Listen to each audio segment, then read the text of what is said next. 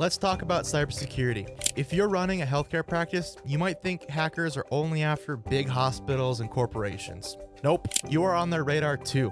And the scary part, healthcare practices are actually the prime targets because of all the sensitive data that they store. So, how do you stop cyber threats before they become a nightmare for your practice? Let's get into it right now.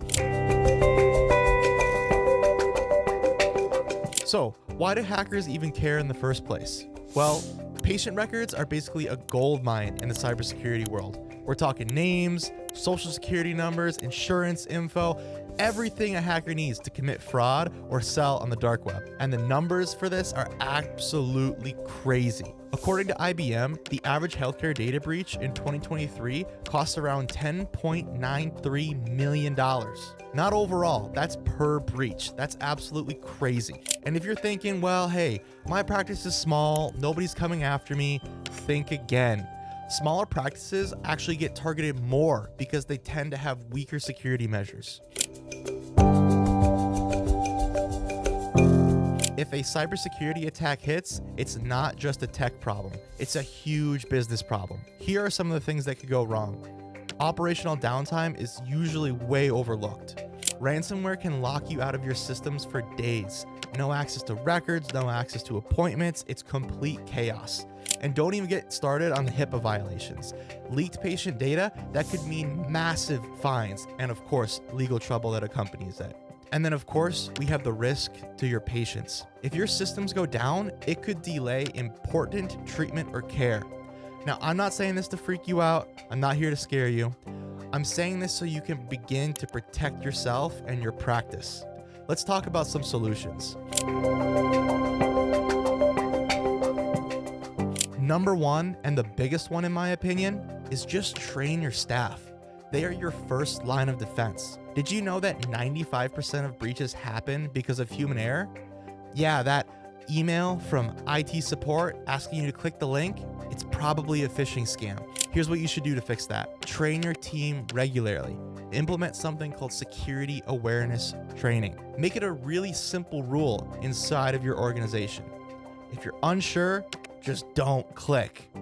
And then lastly, you can run phishing tests. This is a simulated test where you try to get your users to click on links. And if they do, you can provide a little bit more training to help them notice things that they could fix next time. Number two, encrypt your data. I know encryption sounds fancy, but it just means that your data gets scrambled so hackers can't read it and only you have the key to unlock it. If they steal it, it's useless to them. So make sure to encrypt patient records, both in storage and when you send them via email. To encrypt this stuff via email, you can use end-to-end encryption for sensitive messages. This is a built-in feature in Outlook. This extra layer of protection makes a big difference. Number three, keep your systems updated. I get it. It's super annoying to have to reboot and wait for the update to download and then install it. But skipping them is basically leaving your front door open wide for hackers. There's a reason that these updates get pushed out in the first place. It's so that they can fix security problems. So here's how you can actually do this. Number one, set up automatic updates for all of your operating systems and the software that your operating systems run. Number two, have your IT provider patch everything regularly. We're talking computers, servers, even reach out to your medical vendors and get updates for the medical devices. Outdated software is one of the biggest risks in cybersecurity. Don't be the weak link. Number four, have a disaster recovery plan ready. Even if you do everything right, breaches can unfortunately still occur. The key is being prepared so you can bounce back quickly. Your plan should include some things around data backups, where they are, how they're encrypted, how to get them restored, and how to get them back up and running as soon as possible. Response steps.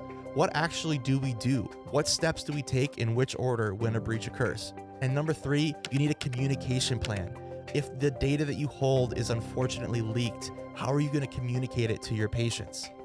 Think of this like insurance. You hope you never need it, but if you do, you'll be so glad that you have it. Cybersecurity can feel overwhelming, but it doesn't have to be. Just start small. Train your staff. Enable multi-factor authentication. Keep your software updated. Back up your data. Even these basic steps can make a massive difference. And hey, if you found this helpful, Hit that like and subscribe button so you don't miss future videos from us. Let's keep your practice safe, secure, and thriving. I'll see you in the next one. Thanks.